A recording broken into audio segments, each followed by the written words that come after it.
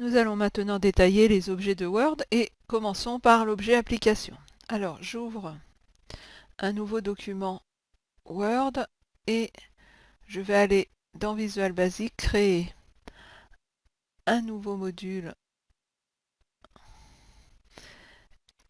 et une procédure test. Voilà, donc ça va nous permettre de faire des exemples sur cet objet application. Alors l'objet application, en fait, c'est l'objet qui représente l'application Word et cet objet, on ne sera pas obligé de l'indiquer quand on va se référer à ses propriétés ou à ses méthodes parce que c'est l'objet par défaut de Word. Alors, il contient un certain nombre d'éléments, notamment les propriétés représentant l'environnement, les paramètres par défaut de Word, donc typiquement les polices de caractères, qui existent dans Word, les options de Word, etc. Nous aurons également les propriétés qui permettent de connaître et d'interagir avec l'application Word, la barre d'état, afficher le volet Office, les informations d'activation des touches du clavier, etc. Mais également les informations sur l'utilisateur et l'application de Word. Et tous les paramètres les propriétés qui vont permettre de paramétrer la fonctionnalité d'envoi de messages électroniques et une des propriétés importantes qui vont renvoyer les collections d'objets de premier niveau, par exemple les documents, la sélection, etc. Donc si je fais application.document, ici j'ai la collection documents qui est donc référencée à une propriété de l'objet application. Et les méthodes qui vont permettre d'effectuer des actions dans l'environnement de Word. Alors, si je prends application document et que je fais MSGbox pour afficher et qu'ici, je lui dis d'afficher le document 1.name. C'est document 1 et on a bien document 1 ici. Donc, cette collection est une collection, la collection documents est une collection de l'objet Word, de l'objet application Word et qui permet d'avoir cette action et de récupérer l'ensemble des documents, donc l'ensemble de la collection documents de l'objet application. Alors on va faire une procédure qui va nous permettre de récupérer la liste des noms des polices qui sont présentes dans l'objet application et d'afficher ces polices avec leur nom et la représentation de cette police. Alors pour ce faire, je vais déclarer une variable police que je ne type pas et pour chacune des polices donc de la collection application.font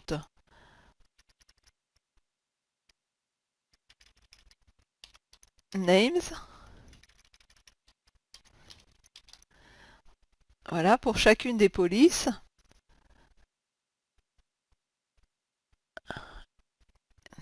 Dans la collection font names, je mets mon next tout de suite. Et là, ce qu'on va faire, c'est que dans ce document, à cet endroit-là, donc à l'endroit de la sélection, qui est donc l'objet sélection de l'objet application, on va aller insérer donc with sélection and with, pour ne pas l'oublier. On va aller donc insérer à cet endroit, donc insert after, juste derrière ma sélection, le nom de la police, donc que je récupère ici dans cette collection. Ensuite, je vais aller faire une tabulation avec la constante VBTab. Je vais dire représentation police et je vais faire un retour à la ligne avec VBCRLF, la constante carriage return line feed. Donc là, j'écris une première ligne avec le nom de la police et sa représentation, enfin ce qui va faire sa représentation. Donc pour faire sa représentation, en fait, je vais me déplacer à la fin de cette ligne, à la fin de cette sélection, avec ici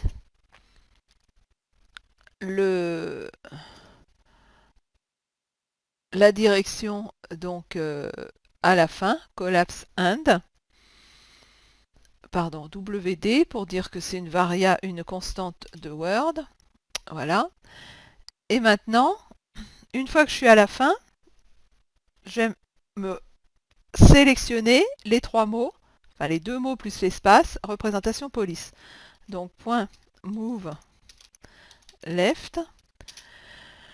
Unique, ça va être des mots. Le compte, ça va être 3, puisque il faut compter l'espace. Et je vais étendre de façon à faire une sélection de l'ensemble des trois mots.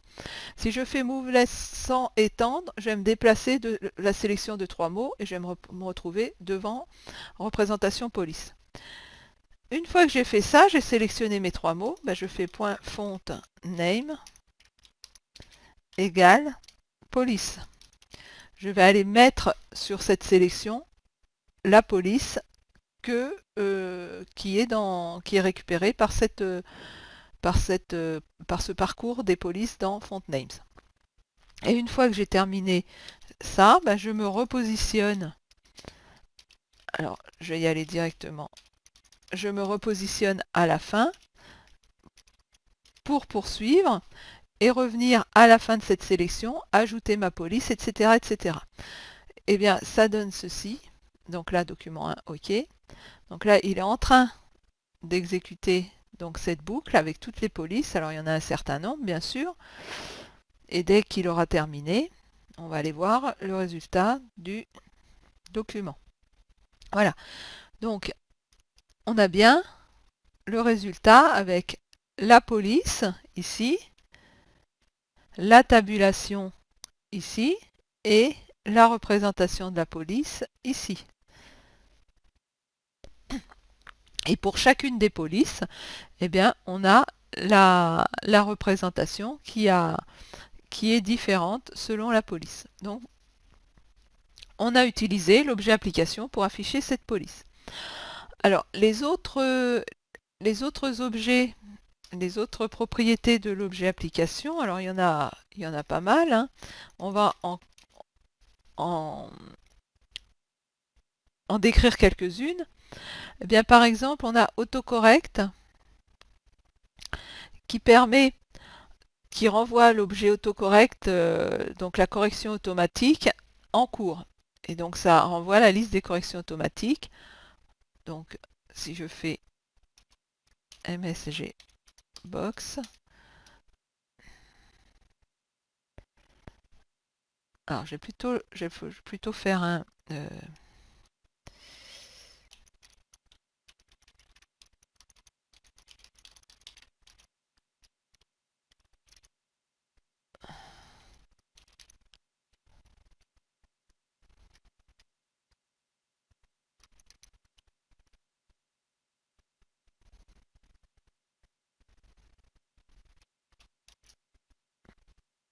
donc je vais plutôt l'imprimer dans le debug.print plutôt que de l'imprimer à l'écran dans un message box, on va l'imprimer ici dans l'exécution.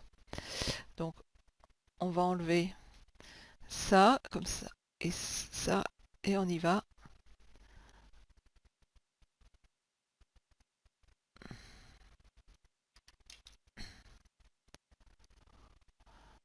Donc par exemple là on va prendre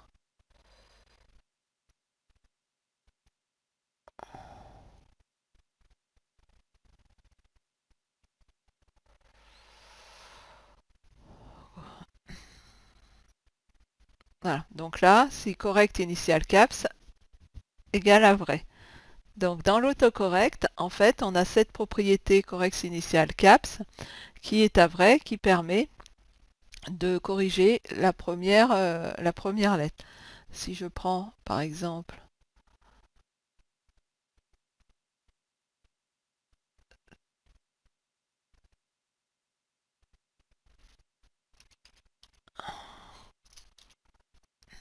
voilà, entries 1.names, voilà, c'est le copyright.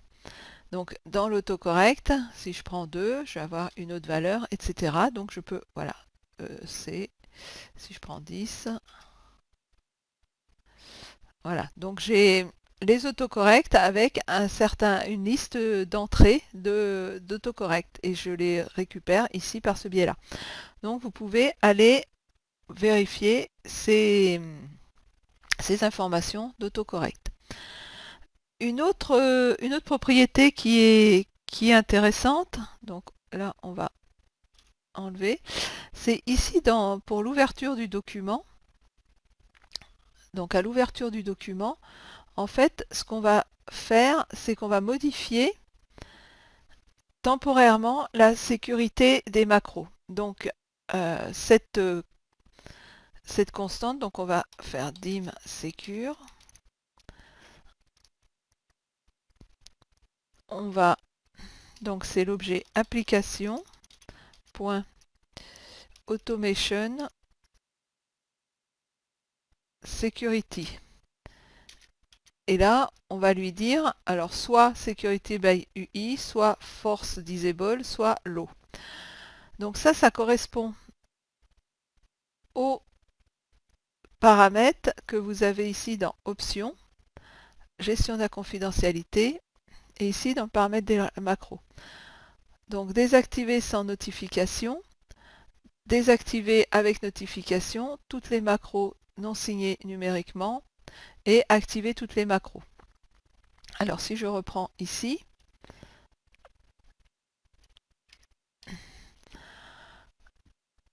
là, by UI, c'est signé numériquement. Force disable, c'est on enlève, on désactive.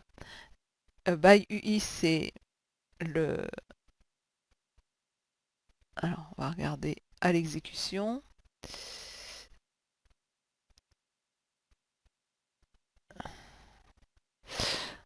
Voilà, by UI, ça va, c'est la valeur par défaut, c'est celle qui est sur le disable avec notification, désactivé avec notification. Force disable, c'est on enlève, on disable toutes les macros. Et la dernière, security low, bah, c'est on active toutes les macros. Donc il y en a une qui n'est pas référencée ici, des options, c'est la signer numériquement. En fait, vous avez soit toutes les macros sans notification, soit avec notification, soit activer toutes les macros.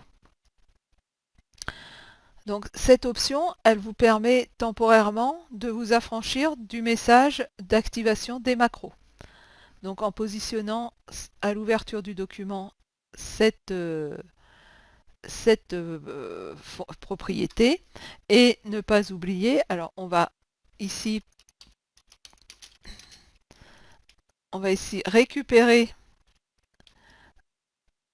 la propriété. Ensuite, on positionne cette propriété et on la repositionne ensuite à la valeur qu'elle avait. Entre deux, on peut faire un documents.open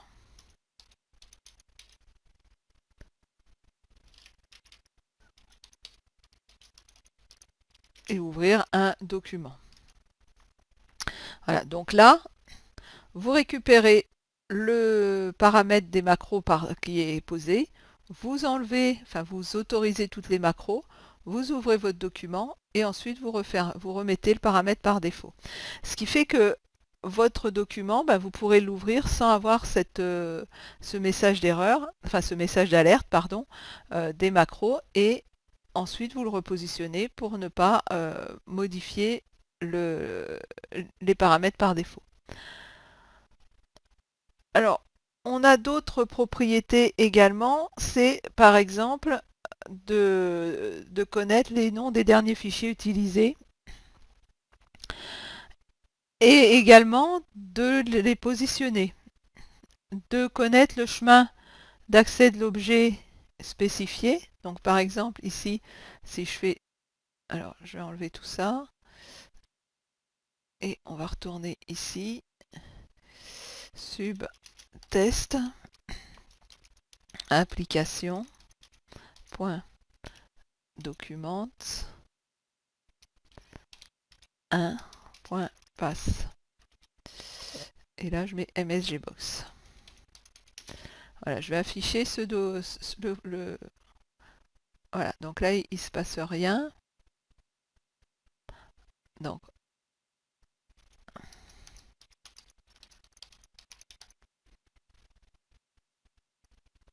il ne se passe rien. Par contre, si je mets application, voilà, donc là, il m'affiche bien le chemin de Microsoft Word. Donc, récupérer le chemin de l'objet application. Il est possible aussi d'activer les propriétés relatives à l'impression. L'active printer, donc ici, point active printer, point, et là, si j'exécute, voilà, Adobe PDF, c'est mon imprimante par défaut. Donc ça vous permet de récupérer quelle est l'imprimante courante et également de modifier cette imprimante par défaut.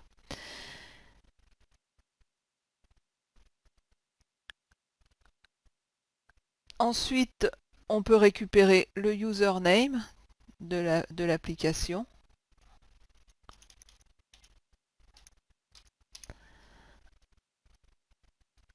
Voilà, donc le username, la version, etc. On peut récupérer la hauteur, on peut mettre la fenêtre, on va plutôt faire ça, on peut mettre la fenêtre visible ou invisible. Alors là, on va pas, si on va faire comme ça. Donc si je récupère cette variable-là, la fenêtre est visible, l'application est visible. Par contre, je pourrais la rendre invisible en mettant false à application.visible. Je peux redimensionner la fenêtre et je peux également connaître, alors si une action c'est display alerte.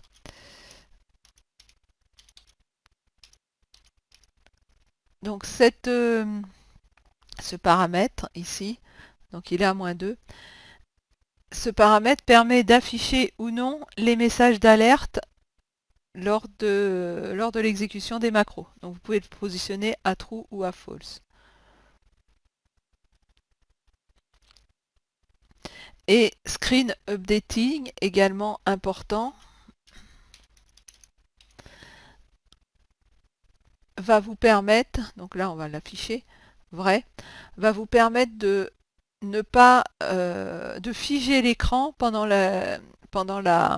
l'exécution d'une macro. Donc en le positionnant à false, l'écran sera figé et l'utilisateur ne verra pas la macro se dérouler, donc les différents scintillements liés à l'exécution de la macro, et vous le remettez à true après pour pouvoir afficher les mouvements dans la fenêtre, sinon vous ne verrez rien du tout. Alors les objets de premier niveau, donc on a vu qu'il y avait Documents, on a Active Document également, et on a Active Windows. Les autres objets, on va avoir par exemple Sélection, les plus importants, Windows, Et quant aux méthodes, alors on va avoir point activate qui va permettre d'activer cette l'application, donc de la rendre active. Point quit pour quitter l'application.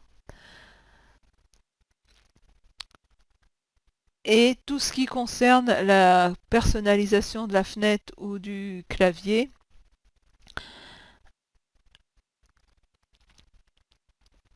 et tout ce qui concerne la... Alors, si une qui est importante, c'est on time, va vous permettre de mettre une temporisation et une horloge en arrière-plan, donc ce qui va vous permettre par exemple de démarrer une macro au bout à une heure précise. Donc ça peut être intéressant si vous voulez ralentir une macro. Également, vous avez Run qui va permettre d'exécuter une macro Visual Basic. Donc voilà grosso modo toutes les principales méthodes et les principales propriétés. Alors sachant que vous avez toutes ces propriétés et toutes ces méthodes ici que vous pouvez aller bien évidemment rechercher pour pouvoir accéder à tout ce qui concerne l'objet application. Donc il y en a un certain nombre, on a parlé des plus fréquents et des plus utilisés. Eh bien on poursuit cette formation avec un nouveau chapitre. À tout de suite.